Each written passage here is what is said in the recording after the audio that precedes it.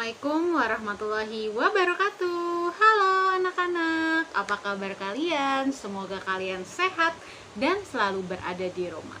Dan jangan lupa selalu patuhi protokol kesehatan dan 5M. Mencuci tangan, menjaga jarak, memakai masker, menjauhi kerumunan, dan membatasi mobilitas. Oke, baiklah. Pada pertemuan kali ini kita akan belajar atau membahas tentang persiapan kalian menghadapi ujian madrasah atau ujian sekolah untuk kelas 9. Dan sebelum kita mulai memasuki materi, kita berdoa dulu ya. Berdoa menurut agama dan kepercayaan masing-masing. Berdoa dimulai. Berdoa selesai. Langsung saja kita masuk ke bagian yang pertama, persiapan US atau UM, SMP atau MTS kelas 9. Bagian yang pertama ini kita akan membahas tentang materi kelas 7. Nah, yang pertama itu ada perumusan dan penetapan Pancasila sebagai dasar negara. Nah, ini ditandai dengan berdirinya BPUPKI, Badan Penyelidik Usaha-Usaha Persiapan Kemerdekaan Indonesia atau Dokuritsu Zumbi Kosakai. Nah, ini diresmikan pada saat Kaisar Hirohito itu ulang tahun yang bertepatan pada tanggal 29 April 1945. Nah, pada BPUPKI ini diketuai oleh Dr. Rajiman Widyodiningrat dan wakilnya Ichi Bangase Yoshio itu dari Jepang, dan satu lagi Suroso yang dari Indonesia. Selanjutnya ada perumusan dan penetapan Pancasila sebagai dasar negara yang dilakukan sidang resmi yang pertama 29 Mei sampai 1 Juni 1945. Ini rumusan dasar negara ini diusulkan oleh 3 orang, Muhammad Yamin, Supomo, dan Era Soekarno. Kalian bisa lihat lebih jelas di PPT-nya. Kemudian ada sidang tidak resmi yang menghasilkan 2 panitia kecil dan panitia 9, yang nantinya pada sidang resmi yang kedua tanggal 10 sampai 17 Juli 1945 ini membahas tentang rancangan hukum dasar yang telah dilakukan oleh yang namanya Panitia 9. Kota Hiroshima dan Nagasaki dibom oleh sekutu tanggal 6 dan 9 Agustus 1945, yang kemudian BPUPKI itu dibubarkan, kemudian digantikan dengan PPKI. Nah, kemudian tanggal 8 Agustus 1945, Soekarno, Muhammad Hatta, Rajiman Widyodiningrat menemui Jenderal Besar Terauchi, yang kemudian pada tanggal 14 Agustus 1945 para tokoh tersebut itu mengumumkan untuk segera Indonesia merdeka dan merupakan hasil perjuangan bangsa Indonesia, bukan pemberian dari Jepang. Dan tanggal 14 ini Jepang juga menyerah kepada sekutu setelah kota Hiroshima dan Nagasaki dibom. Kemudian pada tanggal 17 Agustus 1945, Era Soekarno didampingi Muhammad Hatta memproklamasikan kemerdekaan bangsa Indonesia ke seluruh dunia. Dan tanggal 18 Agustus 1945 PPKI ini melaksanakan sidang dan menghasilkan beberapa keputusan. Yang pertama, menetapkan Undang-Undang Dasar 1945 sebagai yang kedua memilih presiden dan wakil presiden, yaitu R. Soekarno dan Muhammad Hatta, dan terakhir membentuk Komite Nasional Indonesia Pusat. Selanjutnya kita akan membahas tentang norma dalam kehidupan bermasyarakat. Nah, norma ini adalah aturan atau ketentuan yang mengikat kelompok dalam masyarakat dan dapat digunakan sebagai panduan, tatanan, pengambilan tingkah laku yang sesuai dan diterima oleh masyarakat. Norma ini bertujuan untuk mengatur masyarakat. Nah, kemudian ada perbandingan norma yang bisa kalian baca sendiri.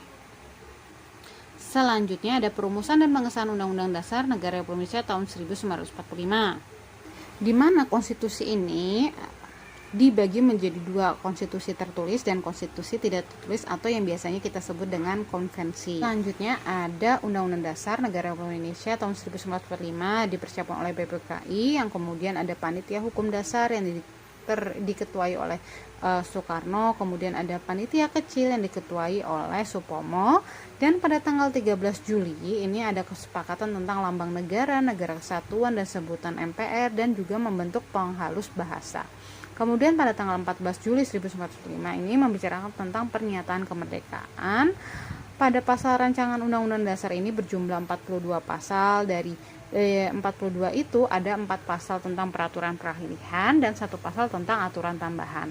Nah, tanggal 15 Juli ini juga membahas tentang rancangan Undang-Undang Dasar dengan IR Soekarno sebagai ketua dan memberikan penjelasan tentang naskah dihasilkan dan mendapat tanggapan dari Muhammad Hatta dan Supomo. Dan terakhir pada tanggal 16 Juli 1945 terima naskah Undang-Undang Dasar. Selain itu juga diterima juga usul dari Panitia Keuangan dan Panitia Pembela Tanah Air. Pada tanggal 18 Agustus 1945 PPKI melaksanakan sidang yang pertama dengan hasil-hasil sebagai berikut. Kemudian juga melakukan perubahan perumusan pembukaan Undang-Undang Dasar naskah Piagam Jakarta. Nah, ini disebabkan karena tidak semua orang Indonesia itu beragama Islam. Makanya diubahlah dari yang tadinya menjalankan kewajiban berdasarkan syariat Islam bagi pemeluk-pemeluknya diubah menjadi ketuhanan yang Maha Esa yang sifatnya universal.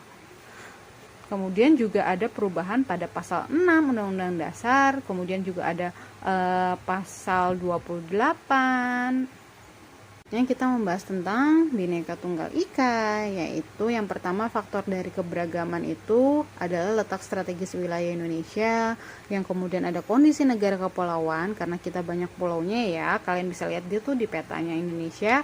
Kemudian yang ketiga ada perbedaan kondisi alam atau iklim, jadi setiap daerah itu kondisi alam dan iklimnya berbeda, ada yang daerah pesisir, ada daerah pergunungan, atau ada di daerah dataran.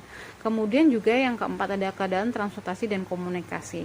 Kemudian yang kelima penerimaan masyarakat terhadap perubahan yang ada, terutama pada saat ini, yaitu perubahan pada era globalisasi. Selanjutnya ada keberagaman bangsa Indonesia dalam bingkai Bhinneka Tunggal Ika. Nah, ini didasarkan pada Undang-Undang Nomor 40 Tahun 2008. Terus kemudian ada keberagaman suku atau etnik, keberagaman agama, keberagaman antar golongan. Yang bisa kalian baca sendiri ya. Keberagaman ini harus jadi kekayaan bangsa Indonesia dan alat pemersatu bangsa, bukan menjadi alat perpecahan bangsa Indonesia. Selanjutnya ada yang namanya kerjasama. Kerjasama merupakan kegiatan usaha yang dilakukan 2 orang atau lebih untuk mencapai tujuan bersama. Nah, arti pentingnya kerjasama ini untuk apa sih?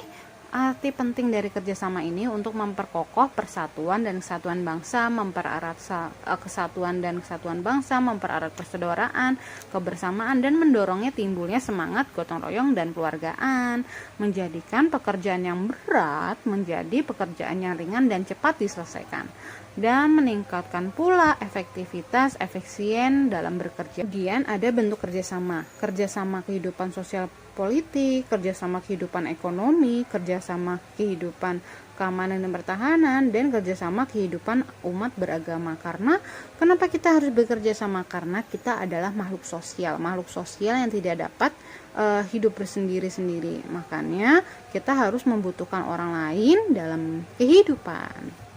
Selanjutnya ada kerangka dalam NKRI. Nah, ini membagi tentang daerah Indonesia yang memiliki status otonom, yaitu ada pemerintahan Aceh, DKI Jakarta, Yogyakarta, Papua, dan Papua Barat. Sedangkan peranan daerah dalam kerangka NKRI yaitu yang pertama ada kemajuan daerah lebih cepat, terus kemakmuran dan bangsa itu merupakan tujuan masyarakat Indonesia. Kemudian ada kekayaan alam yang merupakan milik bersama bagi seluruh rakyat Indonesia.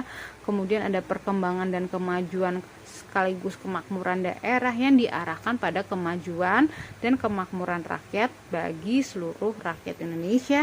Dan yang terakhir itu setiap warga negara memiliki kedudukan yang sama tanpa membedakan asal daerah. Jadi antara daerah pusat dengan berbagai daerah Indonesia itu perilakunya sama, kedudukannya sama.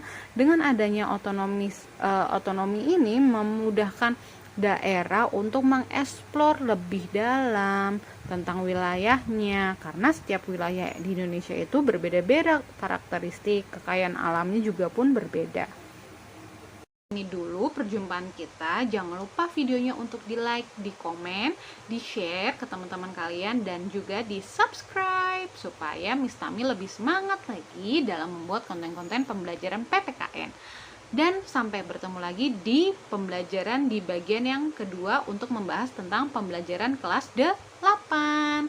Oke, sebelum kita mengakhiri pembelajarannya, kita berdoa dulu ya. Berdoa menurut agama dan kepercayaan masing-masing. Berdoa dimulai. Berdoa selesai. Oke, sampai ketemu lagi. Wassalamualaikum warahmatullahi wabarakatuh. Dadah, sampai bertemu lagi di bagian yang kedua.